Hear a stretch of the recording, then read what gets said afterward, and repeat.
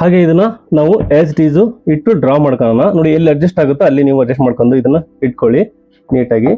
Back part ಅನ್ನ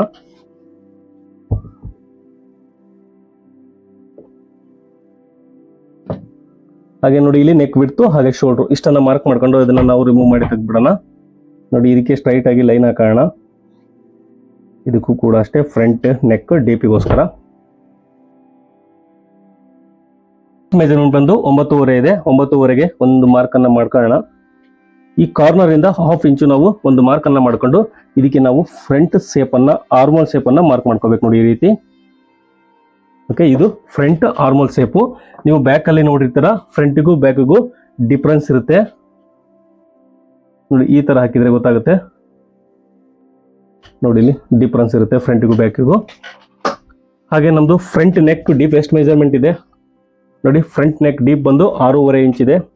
ನಾವಿಲ್ಲಿ ಶೋಲ್ಡರ್ಗೆ 1/2 ಇಂಚು margin ಅನ್ನ ಮಾರ್ಕ್ ಮಾಡ್ಕೊಳ್ಳೋಣ. ಫ್ರಂಟ್ ನೆಕ್ ಡೀಪ್ ಬಂದು ನಮಗೆ ರೆಡಿ 6.5 ಇಂಚ್ ಬೇಕು. ನೋಡಿ ನಾನು ಶೋಲ್ಡರ್ ಮಾರ್ಜಿನ್ ಬಿಟ್ಕೊಂಡು ಮಾರ್ಕ್ ಮಾಡ್ಕೊತಾ ಇದ್ದೀನಿ. ಹಾಗೆ ಇದಕ್ಕೆ ನೀವು ಯಾವ ಶೇಪ್ ಬೇಕಾದ್ರೂ ಯಾವ ರೀತಿ ಬೇಕಾದ್ರೂ ಮಾರ್ಕ್ ಅನ್ನ ಮಾಡ್ಕೋಬಹುದು.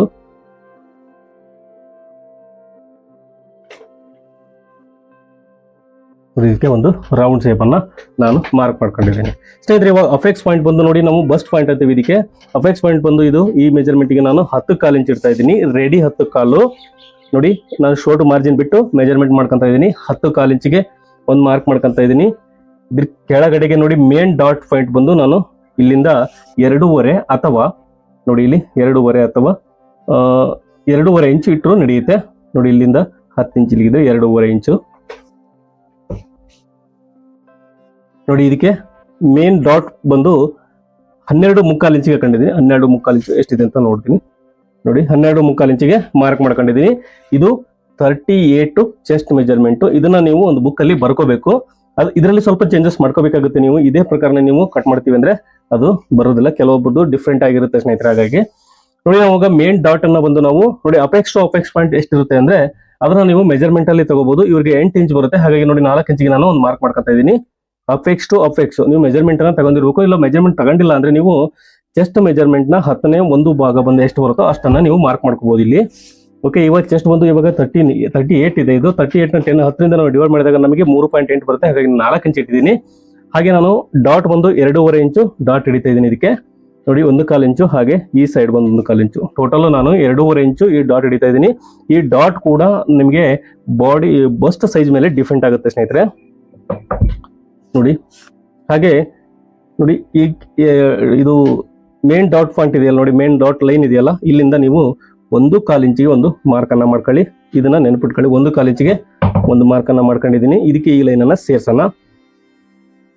ಓಕೆ, ಹಾಗೆ ನೋಡಿ ಈ ಲೈನ್ ಅಲ್ಲಿ ಮೇಲಕ್ಕೆ ಒಂದು 1/2 ಇಂಚಿಗೆ ಇನ್ನೂ ಒಂದು ಮಾರ್ಕ್ ಅನ್ನ ಮಾಡ್ಕೊಂಡು ಇದನ್ನ ಇಲ್ಲಿಗೆ ಕ್ರಾಸ್ ಅಲ್ಲಿ ಒಂದು ಲೈನ್ ಅನ್ನ ಡ್ರಾ ಮಾಡ್ಕೋಬೇಕು. ಮೇನ್ ಡಾಟ್ ಲೈನ್ಗೋಸ್ಕರ. ಹಾಗೆ ಇದನ್ನ ಈ ರೀತಿ ಸೇಪ್ ಅಲ್ಲಿ ನಾವು ಮಾರ್ಕ್ ಮಾಡ್ಕೊಳ್ಳೋಣ. ನೋಡಿ ಈ ತರ ಕಟ್ ಮಾಡಿ ನೀವು ಪರ್ಫೆಕ್ಟ್ ಆಗಿ ನಿಮಗೆ ಬ್ಲೌಸ್ ಬರುತ್ತೆ. ಹಾಗೆ ಇದ್ರದ್ದು ಸ್ಟಿಚಿಂಗ್ ವಿಡಿಯೋ ಕೂಡ ಹಾಕ್ತೀನಿ ಸ್ನೇಹಿತರೆ ನಾನು. ನೋಡಿ ಇವಾಗ ನಾವು ಡಾಟ್ ಅನ್ನ ಮಾರ್ಕ್ ಮಾಡೋದು ಹೆಂಗೆ, ಉಕ್ಸ್ ಪಟ್ಟಿ ಹತ್ರ ಡಾಟ್ ಯಾವ ರೀತಿ ಮಾರ್ಕ್ ಮಾಡ್ಕೋಬೇಕಂದ್ರೆ ನೋಡಿ ಇಲ್ಲಿ ಎಷ್ಟಿದೆ 5 ಇಂಚ್ ಇದೆ. 5 ಅರ್ಧ ಬಂದು 2.5 ಆಗುತ್ತೆ. ನೋಡಿ 2.5 ಇಂಚಿಗೆ ಒಂದು ಮಾರ್ಕ್ ಅನ್ನ ಮಾಡ್ಕೊಂತ ಇದ್ದೀನಿ. ಇಲ್ಲಿ ನಮಗೆ ಒಂದು ಡಾಟಿಗೋಸ್ಕರ 1/2 ಇಂಚು ಮಾರ್ಕ್ ಮಾಡ್ಕೊಳ್ಳೋಣ. ನೋಡಿ ಡಾಟು ಈ ರೀತಿ ಬರುತ್ತೆ. ಇಲ್ಲಿ 1/2 ಇಂಚು ಡಾಟಿಗೋಸ್ಕರ ನಾವು ಹೋಗುತ್ತೆ, ಇಲ್ಲಿ ಮಾರ್ಜಿನ್ ಹೋಗುತ್ತೆ ಸ್ನೇಹಿತರೆ. ಹಾಗೆ ಈಗ ಎಷ್ಟಿದೆ ಸೊಂಟದ ಅಳತೆ ಬಂದು ಎಷ್ಟಿದೆ 30 ಇಂಚ್ ಇದೆ. 30ನ 4ರಿಂದ ಡಿವೈಡ್ ಮಾಡಿದಾಗ ನಮಗೆ 7.5 ಇಂಚ್ ಬರುತ್ತೆ. ನೋಡಿ ಕೆಳಗಡೆ ನೀವು ಎಷ್ಟು ತಗೋಬೇಕು ಅನ್ನೋದನ್ನ ನಿಮಗೆ ಹೇಳ್ಕೊಡ್ತಾ ಇದ್ದೀನಿ. 7.5 ಇಂಚು. 30 4ನೇ ಒಂದು ಭಾಗ ಬಂದು 7.5ಗೆ ಒಂದು ಮಾರ್ಕ್ ಮಾಡ್ಕೊಳ್ತಾ ಇದ್ದೀನಿ. ಇಲ್ಲಿ ಎಷ್ಟು ಇಟ್ಟಿದ್ದೀವಿ ನೋಡಿ, ಡಾಟ್ ಎಷ್ಟು ಇಟ್ಟಿದ್ದೀವಿ 2.5 ಇಂಚ್ ಇಟ್ಟಿದ್ದೀವಿ. ಇಲ್ಲಿ ಕೂಡ 2.5 ಇಂಚು ಎಕ್ಸ್ಟ್ರಾ ತಗೊಳ್ಳಿ. ಹಾಗೆ ಮಾರ್ಜಿನ್ ಎಷ್ಟು ತಗೊಂಡಿದ್ದೀವಿ 1/4 ಮಾರ್ಜಿನ್, ಅಥವಾ 2 ಇಂಚ್ ನೀವು ಮಾರ್ಜಿನ್ ತಗೊಂಡಿದ್ರೆ 2 ಇಂಚು ನೀವು ಎಷ್ಟು ತಗೊಂಡಿದ್ರೆ ಅಷ್ಟನ್ನ ನೀವು ಇಟ್ಕೋಬಹುದು. ನೋಡಿ ಇದಕ್ಕೆ ಈ ಲೈನ್ ಇಂದ ಸೇರ್ಸೋಣ. ನೋಡಿ ಈ ರೀತಿ ನಾವು ಡಾಟ್ ಅನ್ನ ಮಾರ್ಕ್ ಮಾಡ್ಕೊಂಡಿದ್ದೀವಿ. ಹಾಗೆ ಈ ಆರ್ಮೋಲ್ ಹತ್ರ ಡಾಟಿಗೋಸ್ಕರ ನೋಡಿ ಈ ತರ ಸ್ಟ್ರೈಟ್ ಆಗಿ ಒಂದು ಲೈನ್ ಹಾಕೊಂಡು ನೀವು ಡಾಟ್ ಅನ್ನ ಮಾರ್ಕ್ ಮಾಡ್ಕೋಬಹುದು ಈ ತರ. ಹಾಗೆ 4 ಡಾಟ್ ಬಂದು ಸ್ನೇಹಿತರೆ ಇದನ್ನ ನಾವು ಮೇಲಕ್ಕೆ ಕ್ರಾಸ್ ತಗೊಂಡಿದೀವಿ, ಹಾಗಾಗಿ ಬರಲ್ಲ ಅನ್ಕೊಂಡಿದ್ದೀನಿ. ಬಂದ್ರೆ ನೀವು ಆನಂತರ ಹಿಡಿಬಹುದು. ನೋಡಿ ನಾನು ಕಟ್ ಮಾಡ್ತಾ ಇದ್ದೀನಿ. ನೋಡಿ ಈ ರೀತಿ ನಾವು ಫ್ರಂಟ್ ಪಾರ್ಟ್ ಅನ್ನ ಮಾರ್ಕ್ ಮಾಡ್ಕೊಂಡಿದೀವಿ. ಇದಕ್ಕೆ ಇವಾಗ ಬೆಲ್ಟ್ ಅನ್ನ ಕಟ್ ಮಾಡ್ಕೊಳ್ಳೋಣ, ನೋಡ್ಕೊಳ್ಳೋಣ ಇವಾಗ. ಇಲ್ಲಾಂದ್ರೆ ನೋಡಿ ಇದು ಅಂದಾಜಲ್ಲಿ ತೆಗಿಯಕ್ ಬರಲ್ಲ, ಬಾಡಿಗೆ ಎಷ್ಟು ಬೇಕೋ ನಾವು ಅಷ್ಟು ಬೆಲ್ಟ್ ಅನ್ನ ತಗೋಬೇಕಾಗುತ್ತೆ. ನೋಡಿ ಇಲ್ಲಿ ಈ ರೀತಿ ಇಟ್ಕೊಂಡಿದ್ದೀನಿ ನಾನು. ಇಲ್ಲಿ ಈ ರೀತಿ ಇಟ್ಕೊಂಡಾಗ ನಿಮಗೆ ಡಾಟ್ ಬೇಕು ಅಂದ್ರೆ ತಗೋಬಹುದು, ಯಾಕಂದ್ರೆ ಡಾಟ್ ನೋಡಿ ಸ್ನೇಹಿತರೆ ಇಲ್ಲಿ ನಾನು 1/2 ಇಂಚ್ ಫೋಲ್ಡ್ ಮಾಡ್ತೀನಿ, ನಿಮಗೆ ಕ್ಲಿಯರ್ ಆಗಿ ಗೊತ್ತಾಗುತ್ತೆ ಬೆಲ್ಟ್ ಎಷ್ಟು ಇಂಚ್ ಬೇಕು ಅಂತ ಹೇಳಿ.